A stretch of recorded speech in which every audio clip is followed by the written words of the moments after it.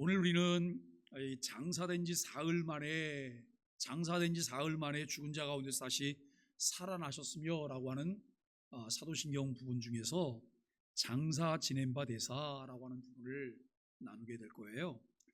우리가 지난주에 십자가 사건의 의미를 함께 생각했는데 이 부분을 좀 요약해 보면 예수님의 십자가 사건이 단순한 죽음 이상의 의미가 있다라고 하는 거예요. 사람이 태어나면 때가 되면 죽잖아요. 때가 되면 죽어요. 그런데 여러분, 죽으면 끝이에요? 내가 죽을 때 죽는 사람이나 또 죽음을 보는 사람들 마음 가운데 뭔가 분명한 소망이 있어야 되는 거예요. 이 죽음은 무엇을 위한 죽음이에요? 부활을 위한 죽음이에요. 부활이 전제된 죽음이라는 거예요. 그런데 중요한 것은 생명의 부활이냐 심판의 부활이냐라고 하는 거죠. 예수 그리스도를 믿지 않고 죽은 사람들은 심판의 부활로 영원한 지옥 형벌을 받게 될 것이고, 예수 그리스도를 믿고 죽은 사람은 생명의 부활로 우리가 하나님 나라에서 영생을 얻게 될 것이라고 하는 하나님의 약속들을 분명히 보게 된다는 것이죠. 예수님의 십자가의 죽음은 인류의 죄를 대속하는 구속 사건이었고 율법의 저주를 완전히 감당하신 사건이었다라고 하는 거예요. 그러나 십자가 사건 이후의 과정도 매우 중요해요. 오늘 본문인 마태복음 27장 57절로 61절은 예수님이 십자가에서 죽으신 후에 장사되신 사실을 기록하고 있어요. 사실 우리가 신앙생활하면서 늘 사도신경 신앙 고백을 하지만 예수님이 본디오 빌라도에게 고난을 받고 십자가에 못 박혀 죽으사라고 하는 그 부분만 마음에 늘 두고 있어요. 그리고 예수님이 3일 만에 부활하셨어요. 이것만 사실 마음에 늘 생각해요. 근데 그 사이에 이루어지는 장사 지낸 바 되시고라고 하는 이 부분이에요. 예수님이 이 장사 지낸 바 되시고라고 하는 고백은 우리 구원에 있어서 중요한 의미를 갖고 있다라고 하는 거예요. 오늘 우리는 이 부분을 깊이 한번 살펴보려고 해요. 십자가에서의 예수님의 죽음 이후의 과정이 왜 우리 구원에 있어서 중요한 의미를 갖게 될까요? 장사 지낸 바 되시고의 의미를 보면서 첫 번째는 구약의 예언과 신약의 성취예요. 여러분이 태어나기 전에 누가 예언했어요? 언제, 어느 지역에서 어떤 사람을 통해서 태어날 건데 그의 이름을 한복내라고 해라, 이렇게 예언했어요? 우리는 그거 없잖아요, 그죠? 그런데 예수님은 출생 과정에서도 예언하셨고, 예수님께서 십자가에 못 박히시는 것, 장례를 치르는 것, 이것들이 구약 성경을 통해서 예언하고 몇백 년이 지나고 난 다음에 그 예언이 그대로 성취되는 거예요. 이게 만일에 소설이라고 생각해 보세요. 소설, 누가 소설을 썼어 그러면 소설은 자기 마음대로 쓸 수 있으니까요. 그런데 소설이 아니고 이것이 역사적 사실이에요. 실제하는 일이에요. 그렇게 말할 때 이 내용이 좀 달라지잖아요, 그죠? 이 내용이 분명히 달라진다고 하는 거예요. 그런데 우리가 구약 성경을 보면 구약 성경에서는 메시아가 죽임을 당하고 장사될 것에 대한 암시가 있어요. 이사야 53장 9절에서는 그는 악인들과 함께 묻혔으나 그의 무덤은 부자와 함께 있었다라고 말을 해요. 자, 메시아가 오셔서 그가 악인들과 함께 묻힐 거라는 거예요. 십자가에 못 박혀 죽으시고 악인들과 함께 묻혔고 그의 무덤은 누구와 함께 있다고요? 부자와 함께 있다고요. 아니, 예수님이 십자가에 못 박혀 죽으셨는데 왜 부자와 함께 있어요? 그냥 거기서는 그렇게 예언을 했으니까 사람들은 어떻게 된 일인지도 몰라요. 어떻게 될 건지도 모르잖아요. 이게 예언인 거예요. 이 예언은 메시아가 죽은 후 무덤에 묻힐 것을 예고하고 있는 거예요. 메시아의 죽음이 완전한 죽음이었다고 하는 것을 강조하고 있어요.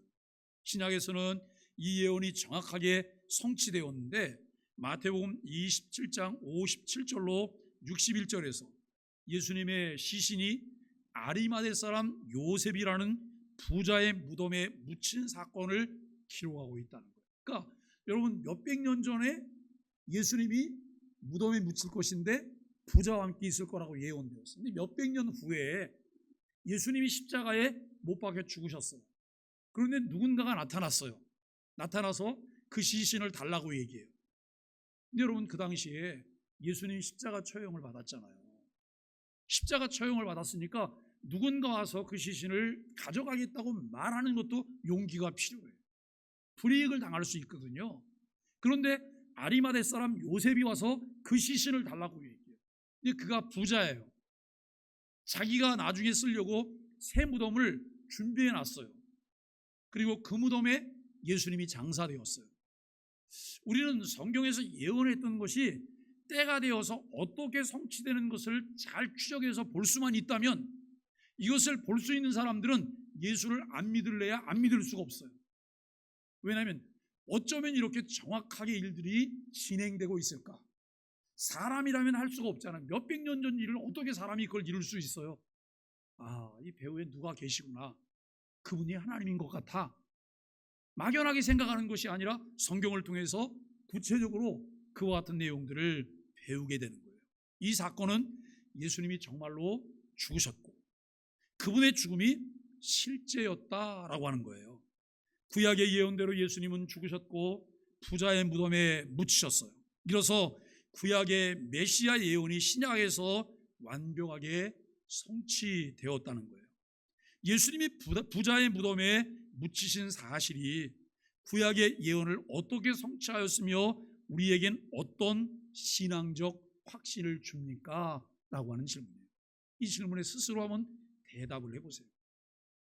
내가 잘 몰랐어요. 잘 모르고 그냥 교회 다녀요. 그리고 그냥 설교하니까 아멘 하니까 아멘 해요. 믿습니까? 아멘 그래요. 뭘 믿냐고 그러면 내용도 잘 몰라요.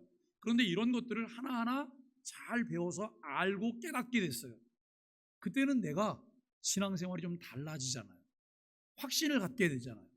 이게 분명히 우리에게 참 신앙의 확신을 주는 거예요. 두 번째는 예수님의 무덤에 묻히심의 신학적 의미예요. 예수님이 무덤에 묻히신 것은 단지 육체적 죽음을 의미하는 것이 아니에요.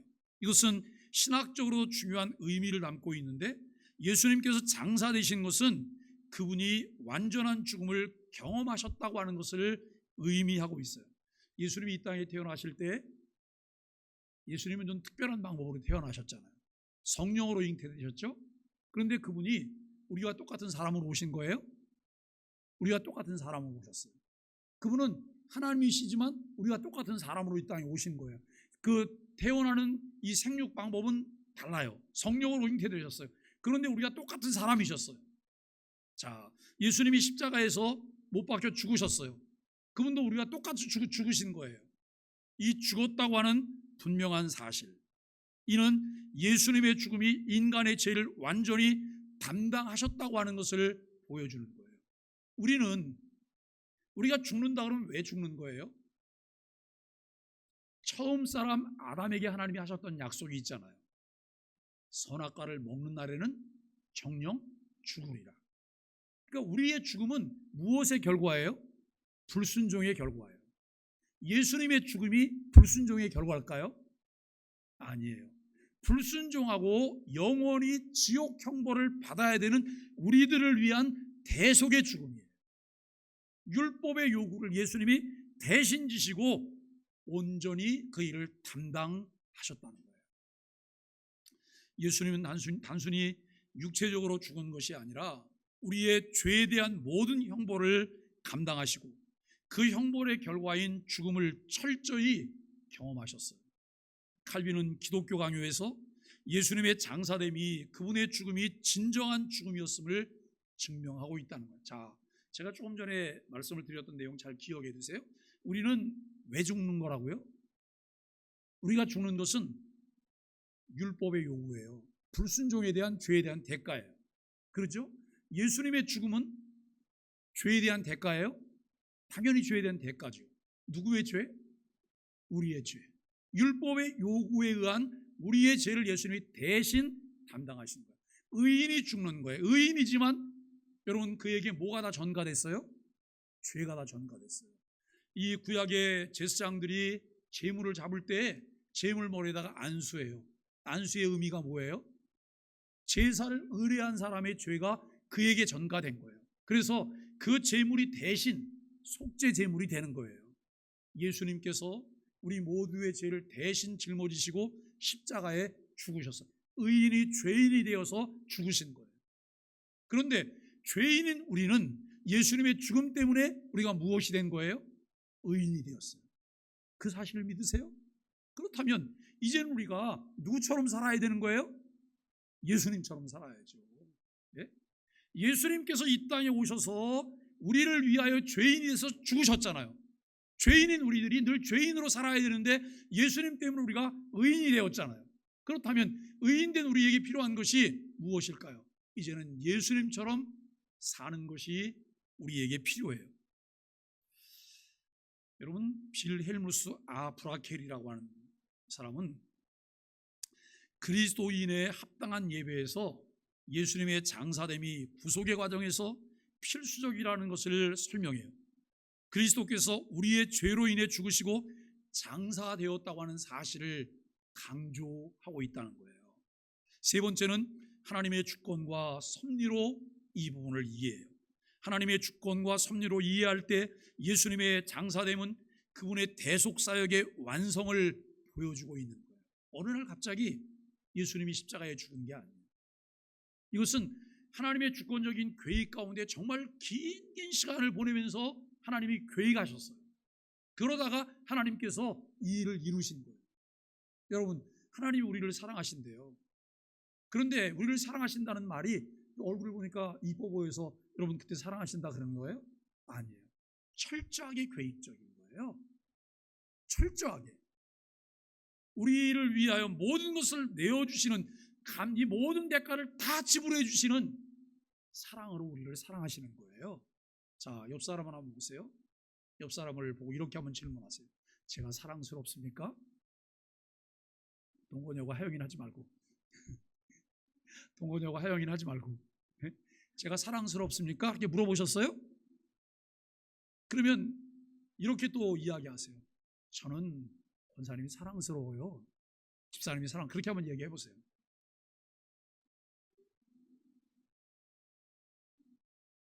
근데 여러분 어떠세요? 우리가 정말 그분을 사랑하려고 철저하게 계획을 가졌어요? 어떤 상황들이 벌어져도 나는 저분 끝까지 사랑할 거야. 왜? 하나님께서 우리를 신실함으로 사랑하신 것처럼 나도 끝까지 사랑할 거야. 정말 그런 마음이세요? 우리의 신앙이 완성되는 날, 내가 완전 성화가 완성되는 날은 어떤 날이에요? 실퍽거리지 않는 날이에요. 예? 변덕이 죽을 듯 하지 않는 거예요.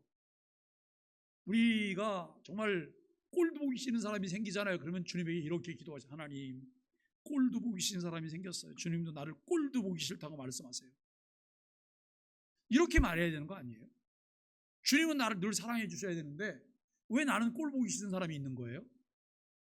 우리의 불완전함이잖아요. 이거 닮아가는 것이 성화죠. 예? 오늘 우리는 이 예수님은 우리의 죄를 완전히 담당하셨고 그 결과로 죽으시고 무덤에 묻히셨어요. 그러니까 여러분, 예수님이 장사 지낸 바 되었다가 여러분 이 무덤에 묻히시고 이것의 의미가 뭐예요? 이 일을 완성하셨다는 거예요. 이 일을 이루셨다는 거예요. 웨스트민스터 소요리 문답 27문은 예수님의 비참함은 그가 죽어서 무덤에 묻히심에 있다고 설명하며 예수님의 장사됨이 그분의 겸비와 희생을 강조하고 있다라고 하는 것이죠. 그리고 하이델베르그 요리문답 41문에서는 그리스도의 장사됨은 그의 죽음이 참되고 실제적임을 증거한다라고 말해요. 헤르만 바빙크라고 하는 분이 있는데요. 그분은 이렇게 말했어요. 예수님의 무덤에 묻히심을 통해 예수님의 죽음이 완전한 죽음이었으며 우리의 죄를 위한 대속적 죽음이었다는 사실점을 강조하고 있어요. 여러분, 예수님이 무덤에 묻히셨어요. 예? 무덤에 묻히셨어요. 장사되었어요. 그것이 나와 무슨 관계가 있냐고 질문하셔야 돼요. 예수님의 무덤에 묻히심은 나를 위한 완전한 대속의 죽음이에요. 이 말은 무슨 말이냐면 예수님이 십자가에서 다 이루었다고 말씀하시는 구속의 일들이 완전히 성취된 것을 의미하는 이런 내용들임을 알게 돼요. 카슨이라고 하는 사람도 그의 주석에서 예수님의 장사됨이, 그분의 죽음이 역사적이고 실제적임을 증거한다라고 설명해요. 언약과 하나님의 나라라고 하는 관점에서 설명하면 예수님의 장사됨은 성경 전체의 구속 역사 속에서 중요한 위치를 차지하고 있어요. 하나님의 구속 계획의 일환으로 이 부분을 우리가 이해하게 되는 거예요. 언약과 하나님의 나라를 설명하는 성경신학, 우리가 이제 신학을 말할 때 몇 가지로 분류를 해요. 성경신학, 조직신학, 그다음에 역사신학, 실천신학, 이렇게 나눠요. 주로 4가지 신학을 이야기해요. 그러면 이 성경신학이라고 하는 것은 언약을 중심으로 해서 이루어지는 하나님의 나라, 구속계획을 이야기해요. 조직신학은 이것은 하나님의 주권과 섭리라고 하는 것을 중심으로 한 주제별로 이 부분들을 다루고 있는 거예요. 역사신학은 그 역사 속에서 이루어졌던 그 신학들을 여러분 다루고 있어요. 실천신학은 그것을 근거로 해서 우리의 삶 속에서 어떻게 무엇을 실천해내야 되는지를 이야기하는 내용이에요. 그래서 여러분 이 성경신학이 하나님의 구속계획이 창세기부터 요한계시록까지 하나의 통일된 이야기로 전개된다고 하는 것을 강조하는 신학적인 접근이에요. 성경 어떤 본문을 볼 때 이것이 전체 신약 성경 창세기부터 요한계시록 속에서 하나님의 구속계획에 관한 하나의 통일된 이야기예요. 성경 한 부분은 여러분 그 전체의 한 점이에요. 한 부분이에요. 그렇다면 이 한 점이 전체와 연결이 돼 있는 거예요? 별개예요? 전체와 연결이 돼 있는 거예요. 별개 이야기가 아니에요. 그런데 주변에 보면 좀 별스럽게 신앙생활하는 사람들은 요거를 한 점을 딱 떼갖고 요게 별거인 것처럼 별미를 만들어내요. 여기에서 이단이 발생하는 거예요. 전체를 보셔야 돼요. 전체를 보고 그 다음에 부분들을 보실 수 있어요. 제가 신앙생활할 때 여러분 보는 거 2개가 필요하다 그랬잖아요. 하나는 망원경, 하나는 현미경. 망원경을 통해서 전체를 다 볼 수 있는 안목을 가져야 돼요. 이 안목을 갖고 그 다음에 현미경을 통해서 부분들을 볼 수 있어야 돼요. 내가 가지고 있는 부분들이 전체에 어떻게 조화롭게 잘 배치될 수 있는가, 이 부분이에요. 아침에 제가 설교를 하면서 소망의 아침 묵상을 잘하면 우울증을 극복할 수 있어요. 이 관점이에요. 전체를 볼 수 있고 부분을 볼 수 있을 때 우리는 내가 내 마음 가운데 가지고 있는 염려와 근심을 떨쳐버릴 수 있어요. 그것이 내 영역 밖에 있다고 하는 것을 알면서 그분께 맡겨드리는 거예요. 이걸 맡겨드릴 때 마음이 평안해져요. 마음이 평안해지고 우울증, 그 다음에 여러분 그거 뭐예요? 공황장애, 이런 것들을 극복할 수 있는, 무엇으로 극복하실 거예요? 약으로요? 아니요. 이것은 하나님과 깊은 관계를 통해서 이와 같은 것을 극복해낼 수가 있다는 거예요. 신앙생활도 잘하고, 그리고 내게 있는 치명적인 질병도 치료해내고, 이게 하나님의 은혜인 거죠. 그리고 말씀 가운데 성령이 역사하시면 그 성령께서 나를 만져주실 거예요. 나를 치료해 주실 거예요. 내게 은혜를 베풀어 주실 거예요. 우리가 매일매일 그걸 집착하면서 그걸 원하며 살고 있지 않지만 이것은 하나님이 우리에게 부수적으로 주시는 은혜들이라고 하는 것을 깨닫게 돼요. 저와 여러분들이 그렇게 믿게 되기를 간절히 바랍니다. 여기 구약에서의 장사에 대한 예언이에요. 구약에서 메시아의 죽음과 장사됨에 대한 암시가 여러분 여러 곳에 나타나는데, 아까 앞에서도 말했듯이 이사야 53장 9절이에요. 그는 악인들과 함께 묻혔으나 그의 무덤은 부자와 함께 있었다라고 하는 것인데요, 이 구절은 메시아가 죽고 장사되며 그 과정에서 부자와 관련이 있을 것이라고 하는 예언이에요. 예수님의 시신이 아리마대 사람 요셉이라고 하는 부자의 무덤에 안치될 사건은 이 예언의 성취로 볼 수 있다는 거예요. 자, 우리가 예수님의 죽음과 관련된 그 예언을 볼 때 어떤 사람은 예수님을 은삼시에 팔 거라고 예언을 해요. 어떤 사람은 예수님의 이 무덤을 위해서 자기의 새 무덤을 제공할 거라고 하는 이런 것 예언을 해요. 그런데 예언은 했지만 누구에서 어떻게 이루어질지 우리는 알 수가 없잖아요. 근데 그것이 때가 되니까 성취돼요. 근데 여러분, 우리가 만일에 그 일에 우리가 동원돼서 쓰임받게 된다면 은 30이 파는 자였으면 좋겠어요? 새 무덤을 제공하는 자였으면 좋겠어요? 은 30이 더 좋죠? 무덤은 내 거를 내주는 거고 은 30은 가져오는 거니까. 그래요? 한번 생각해 보세요. 그 당시, 그때 가룟 유다는 어떤 사람이었을까? 가룟 유다의 마음을 무엇이 지배하고 있었을까라고 하는 거예요. 하나님이 가룟 유다 너 콕 집어서 너 이제 와서 이거 해. 여러분 그렇게 말씀하신 거예요? 아니에요. 그의 신앙적인 정서적인 환경들이 예수 그리스도를 은 30에 팔아먹을 만한 그런 정서가 조성되고 있잖아요. 하나님의 은혜에 대한 거부지요.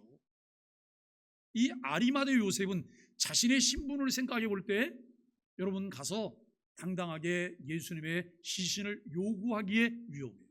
자기의 아니만 생각한다면 절대 그 일을 할 수가 없어요. 그럼에도 불구하고 그가 예수님의 시신을 당당하게 요구할 수 있는 이유가 무엇일까요? 저는 다른 거 없다고 생각해요. 은혜를 입은 자다. 하나님의 은혜에 대한 수용성이 그에게 있다라고 하는 것을 생각하게 됩니다. 여러분, 우리는 매 순간 선택할 수 있도록 하나님께서 우리에게 자유의지를 주셨어요. 자유의지가 어떻게 쓰여져야 될까요? 자유의지가 하나님의 주권에 순종하도록 잘 훈련돼서 여러분 그렇게 쓰여지는 우리가 돼야 되지 않을까요? 그러기 위해서 늘 우리 자신들을 잘 은혜 안에 관리를 해야 될 것입니다. 또한 구약에서 이제 죽음 이후에 장사됨의 중요성을 강조하는 다양한 예들을 우리가 보게 되는데요. 여러분 구약의 족장들은 이 무덤을 굉장히 중요하게 여겼더라고요. 장례를 아주 중요하게 여겼어요. 아브라함이 그의 아내 사레를 위해서 무덤을 준비하는 장면이 창세기 23장에 나와요. 이스라엘 족장들이 죽음 후 무덤에 묻히는 장면들을 우리가 보게 되는데 49장 50장에 보면 요셉에 관한 이야기들도 나와요.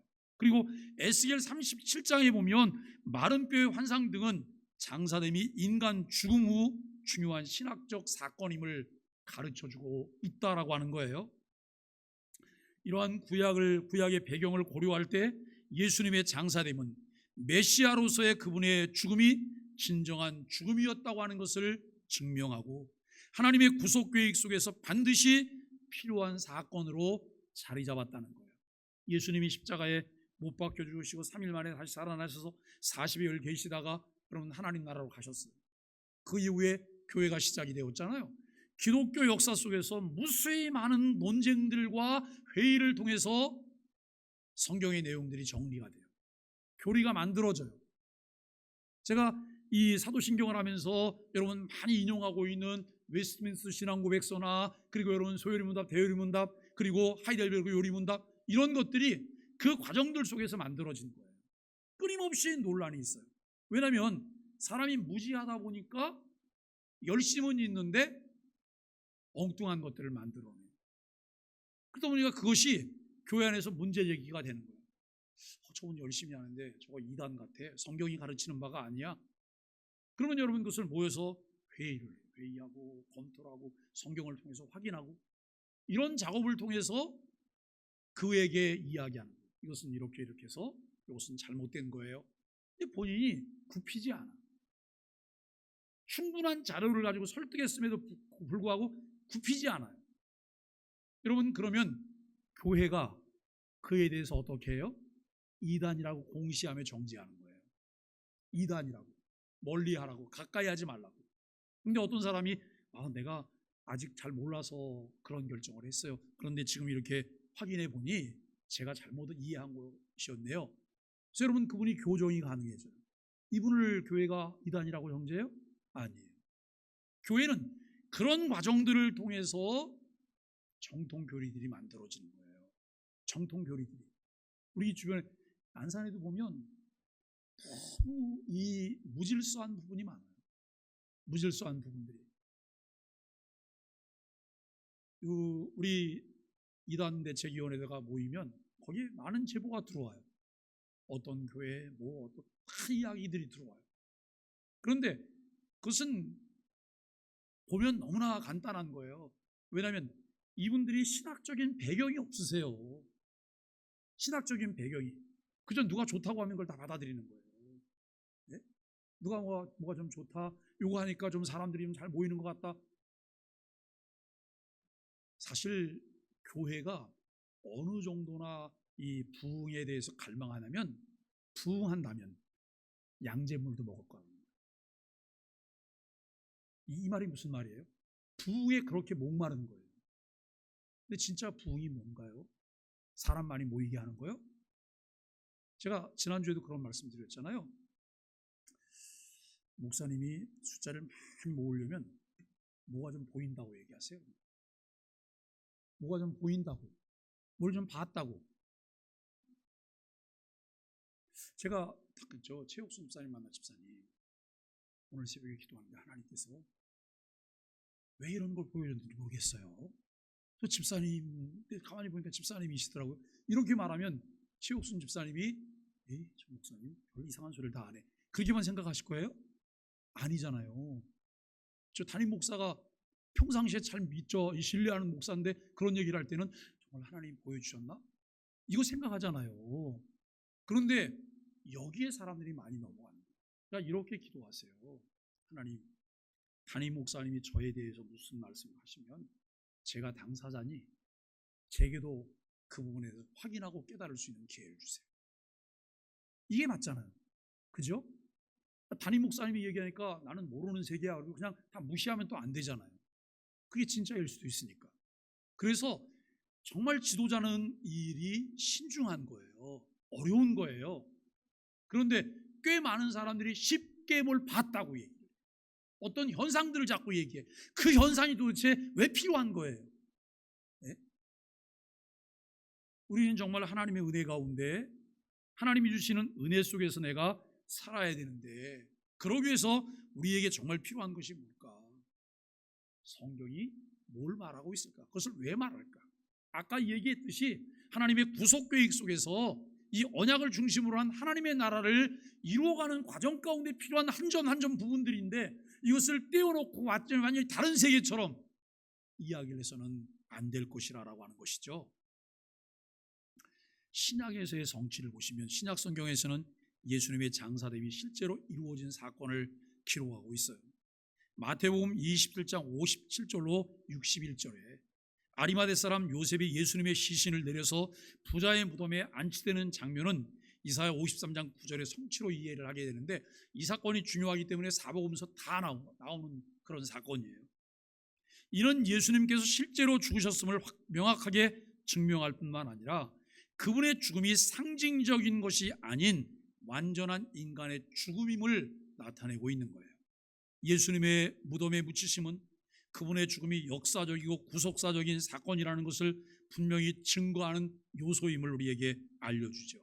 이것은 단순한 육체적 죽음 이상의 의미를 가지고 있어요.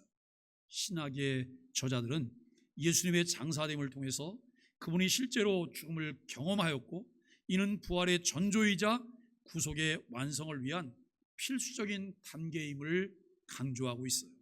자, 세 번째로 성경 전체에서 본 장사됨의 의미예요. 성경 신학적으로 볼 때 예수님의 죽음과 장사됨은 아담으로부터 시작된 인간의 타락과 죽음의 문제를 해결하는 사건으로 이해할 수 있어요. 죽음이 왜 왔다고요? 한 사람 아담의 불순종으로 죽음이 왔잖아요.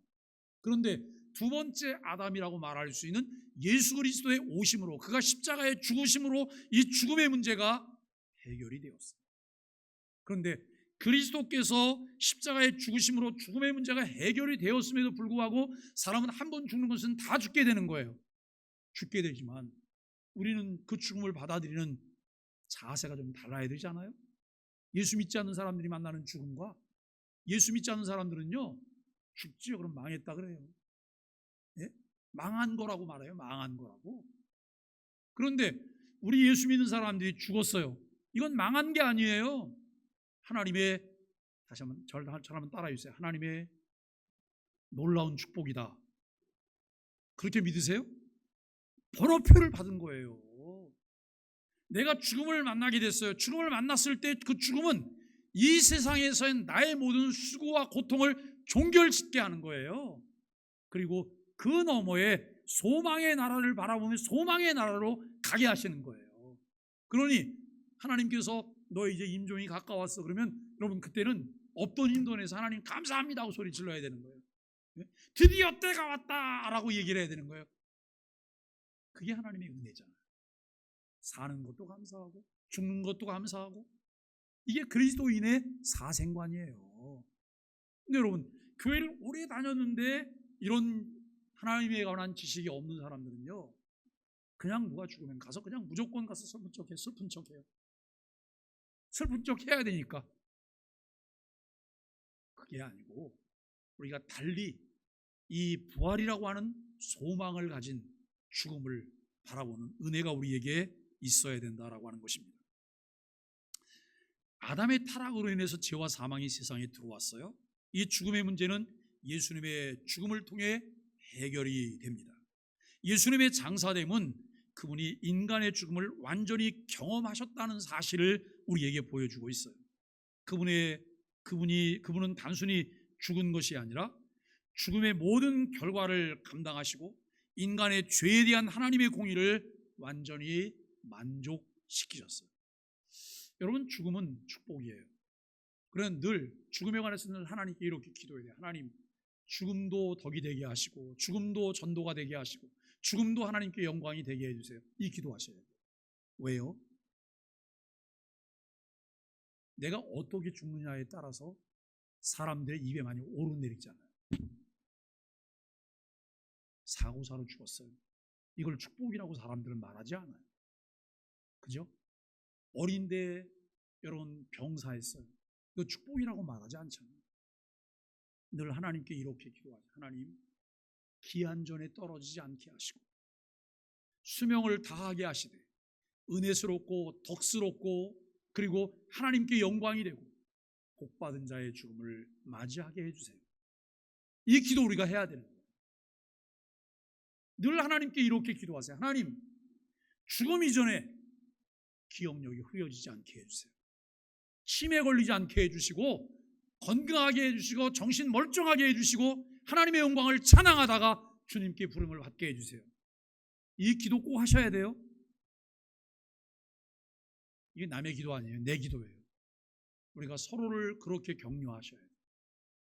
그렇게 격려하시면서 사시는 은혜가 있게 되기를 간절히 바랍니다.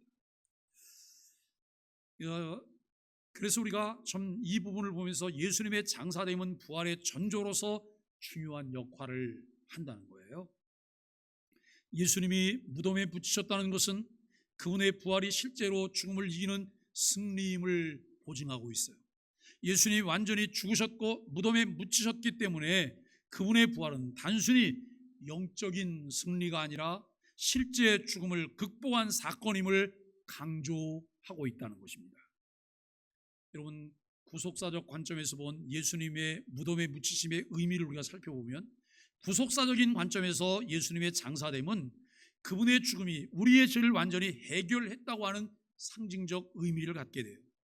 인간의 죄로 인해 죽음이 이 세상에 들어왔지만 예수님은 그 죽음을 대신 경험하심으로써 우리에게 생명을 주셨어요. 예수님이 완전히 죽으시고 무덤에 묻히셨다고 하는 사실은 우리가 더 이상 죄와 죽음의 권세 아래 있지 않다는 것을 상징적으로 보여줘요. 예수님의 장사됨은 또한 그분의 부활과 밀접한 관련이 있다는 거예요. 부활은 단순히 죽음에서의 회복이 아니라 새로운 생명으로 나아가는 것을 말해요. 왜 그러냐면 예수 그리스도를 믿지 않고 죽은 자도 예수님 다시 오실 때 부활을 해요, 안 해요? 부활을 해요. 제가 이거 누누이 말하고 있는 거예요. 소망의 교회 교인들은 이거 헛소리 하시면 안 되는 거예요. 다른 교인들에게 물어보잖아요. 예수 안 믿고 죽은 사람들은 부활 못한다고 말하는 사람 되게 많아요. 왜요? 성경을 제대로 안 배웠기 때문에 그렇잖아요. 예수 믿지 않고 죽은 자도 부활해요. 그 부활은 무슨 부활이라고요? 심판의 부활. 예수 믿고 죽은 자는 부활을 하는데 그 부활은 무슨 부활이요? 영생의 부활. 생명의 부활이라고 말하는 거예요. 예수님이 무덤에 묻히셨기 때문에 그분의 부활은 실제적이고 물리적인 승리로 나타나요. 이는 우리의 부활 소망과 구원의 완성을 확증하는 사건이에요. 그래서 예수님이 무덤에 예수님이 십자가에서 진짜 죽으셨어요?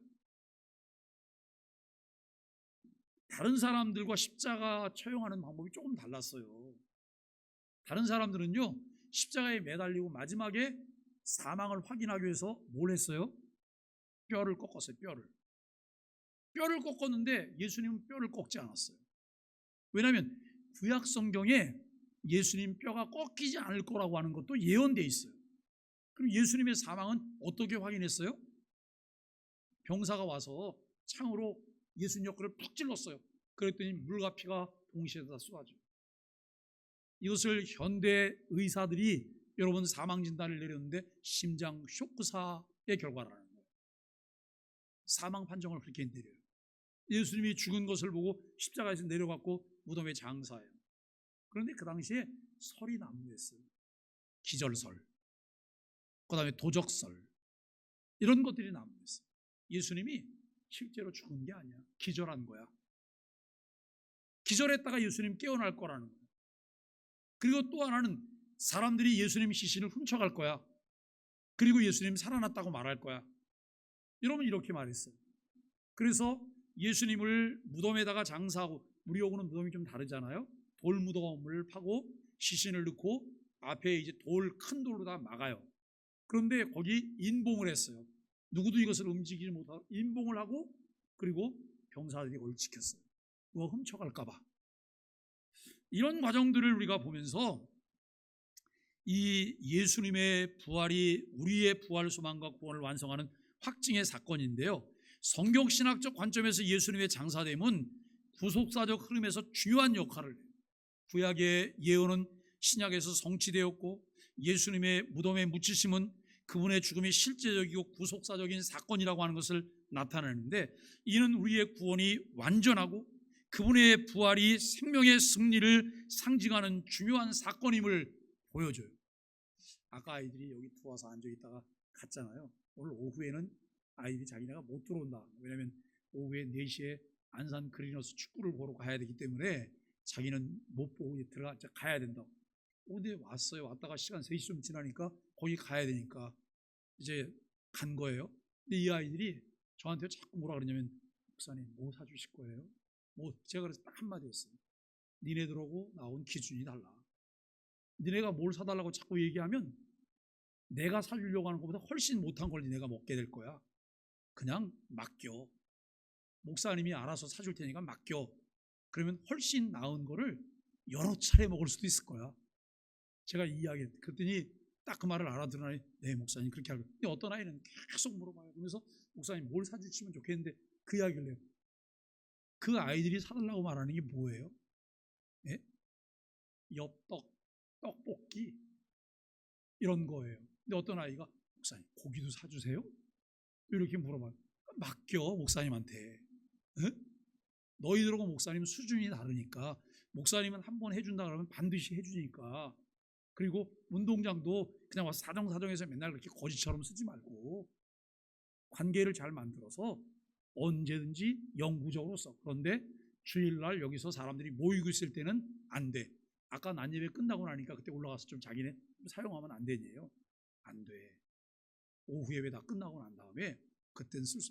오늘 자기네 무슨 축구를 보고, 그건 니네 사정이고, 예? 니네 사정이고. 우리가 여러분, 하나님께서 우리에게 베풀어 주신 은혜가 큰데 늘 우리는 어떤 우리 수준에서 그것을 이해하려고, 우리 수준에서 생각해. 예? 근데 하나님은 우리와 수준이 다르잖아요. 뭐가 차이가 있는지를 자꾸 우리가 배워가야 되는 것 아닐까요? 우리에게 주시는 메시지입니다. 예수님이 장사되었다고 하는 사실은 우리에게 깊은 영적 교훈을 주는데요. 첫째는 예수님의 죽음과 장사됨은 그분의 죽음이 단지 상징적이거나 부분적인 것이 아니라 온전하고 실제적인 죽음이었다고 하는 것을 보여줘요. 이는 우리가 그분의 죽음을 통해서 온전한 구속을 얻었음을 확신할 수 있게 해준다는 거예요. 자, 우리가 받은 구원이 불안한 거예요? 어떠세요? 불안해요? 내가 교회 생활 열심히 하다가 어느 날 누가 좀 꼴 보기 싫은 사람이 있어서 좀 시험에 들어서 교회를 나오는 둥 마는 둥 해요. 그때는 구원이 불안한 거예요? 어쩌면 뺏길지도 몰라요? 이거는 우리 생각이에요. 하나님께서 우리에게 구원을 주신 것은 우리의 행위 때문이 아니잖아요. 내 공로 때문이 아니잖아요. 내가 뭘 했기 때문에 구원받은 건 아니잖아요. 그분의 약속 때문에요. 그분의 신실하심 때문에 우리가 구원받은 거예요. 이 사실을 분명히 믿는다면 시험도 드시지 마셔야 돼요. 왜요? 내가 믿는 하나님이 신실하시니까 그분만 말하면 되지 왜 옆에 있는 사람 뭐하러 쳐다봐요? 옆에 있는 사람 쳐다보면 맨날 넘어지는 거예요. 예? 꽈당꽈당 매일 넘어져요. 그리고 어디 성한 데가 한 군데도 없을 거예요. 그러지 마시고 하나님 보면서 나가세요. 그래야 신사 멋쟁이로 신앙생활을 하시는 거예요. 예? 폼나게 좀 품위 있게 신앙생활을 좀 하시면 안 되실까요? 그냥 매일 넘어져가고 여기도 깨지고 저기도 깨지고 넘어진 흔적들을 반창고하는 더 크게 하나를 붙이고 왜 그래 넘어졌다. 이거 우리가 좀 벗어나야 되잖아요. 그러기 위해서는 신실하신 하나님에 대한 분명한 확신을 우리가 가지고 있어야 된다는 거예요. 두 번째는 예수님이 죽음의 깊이까지 내려가신 것은 우리의 죄가 얼마나 깊은 것인지 그 죄로부터 우리를 구원하시기 위해 예수님이 얼마나 큰 희생을 치르셨는지를 상기해야 돼요. 그래서 예수님이 이 땅에 성육신하신 것, 그리고 이제 이 땅에 사신 것, 그리고 예수님이 십자가에 못 박혀 죽으신 것, 그리고 여러분 그 이제 무덤에 장사된 것, 이것을 보고 예수님의 비하라고 말해요. 비하, 낮아지심. 정말 저 밑바닥까지 낮아지신 거예요. 그리고 예수님이 부활하심과 여러분 승천하심, 이것을 예수님의 승기라고 말해요. 높아지심. 예? 우리를 위하여 한없이 낮아지시고 그 일을 감당하시고 하나님께서 하나님의 능력으로 그분을 높이시는 거예요. 이 은혜가 있다는 사실을 우리가 생각하면서 우리가 여러분 낮아지셔도 괜찮아요. 누가 나를 모멸하고 멸시를 주고 천대를 줘도 괜찮아요. 왜요? 주께서 나를 높여주실 것이니까. 그렇게 믿으세요? 주께서 나를 저 사람은 내 체면을 딱 깎는 얘기만 하고 다니지만 내가 여러분 늘 그 신실하신 주님 옆에 붙어 있더니 주님께서 나를 높여주시는 거예요. 이 은혜를 믿으셔야 돼요. 그래서 우리에게 필요한 것이면 진득하게 그 길을 가셔야 돼요. 누가 뭐라 그러든 진득하게 가시면 때가 되면 주님께서 우리를 높여주시고 은혜를 주세요. 그 은혜 속에서 살게 되기를 바랍니다. 칼빈은 기독교 강요에서 그리스도의 죽음과 장사됨이 우리가 죄에서 완전히 해방되었음을 상징한다고 설명해요. 예수님의 죽음과 장사됨이 우리가 죄에서 완전히 해방되었다고 하는 것을 여러분 상징한다고 말하는데 어떠세요? 여전히 죽음이 두려우세요? 죽음이 걱정이 되세요? 우리가 죽음이 걱정이 안 되면 자녀들에게도 이것을 설명하셔야 돼요. 자녀들은 우리 엄마 죽을까 봐 늘 노심초사 매일 걱정이 많은데 엄마는 누르라라 뭐 죽는 거 괜찮다고 이렇게 말해. 자녀들 섭섭하게 생각하거든요. 자녀들에게도 충분히 설명해서 이 사실을 믿게 하고 같이 소망 가운데 사는 날까지 감사하면서 늘 최선을 다해 살다가 어느 날 주님께서 우리를 데려가실 때에는 자녀들도 함께 기뻐하고 감사하고 여러분 축하할 수 있는 이 은혜가 우리 가운데 있기를 위해서 준비하셔야 돼요.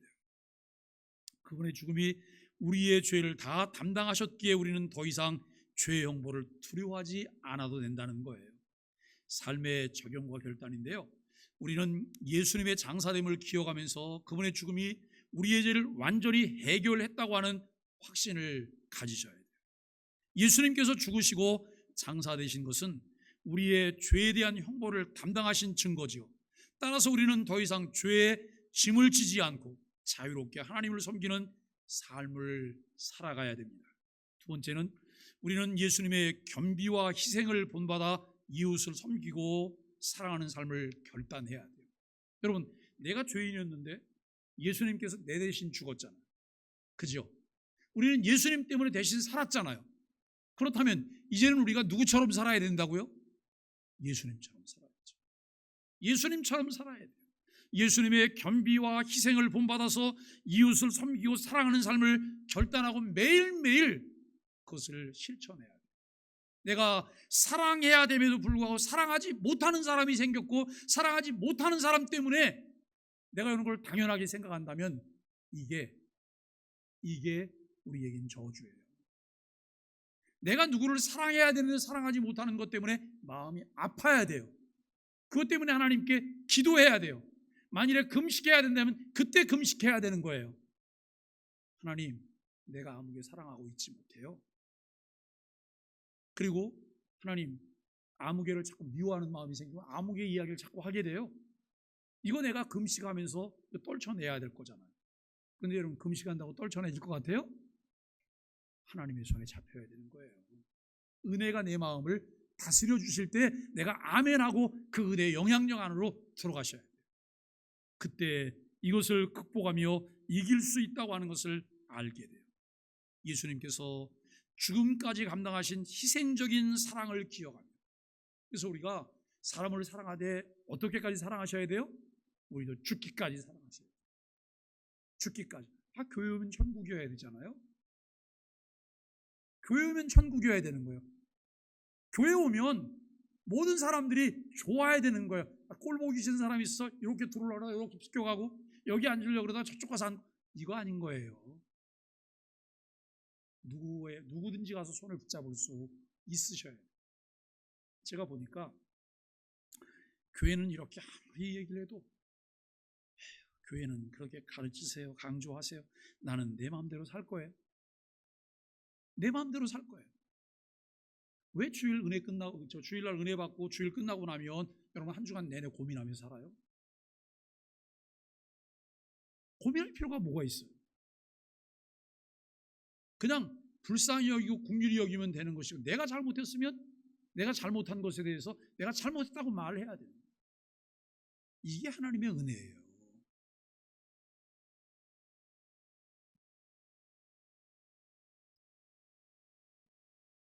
세 번째는 우리는 매일의 삶에서 하나님의 구속사역을 묵상하고 그분께 감사하는 마음으로 살아가야 돼요.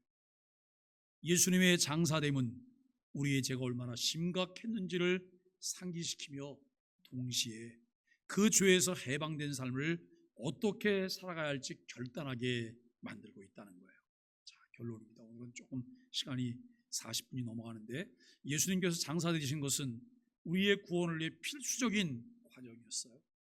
그분의 죽음과 장사됨은 우리의 죄를 완전히 담당하신 증거이고 우리는 그 은혜로 인해서 구원받았습니다. 우리는 예수님의 희생을 기억하며 그 사랑에 감사하는 마음으로 매일의 삶을 살아가야 한다는 것을 기억하시고 장사 지낸 바 되사 예수님이 십자가에 죽으신 것이 확실하구나. 그 죽음은 나를 위한 죽음이었고 나를 살리는 죽음이었고 이제는 내가 예수님처럼 살아야 되는구나. 이 다짐을 하시는 은혜가 있게 되기를 간절히 바랍니다.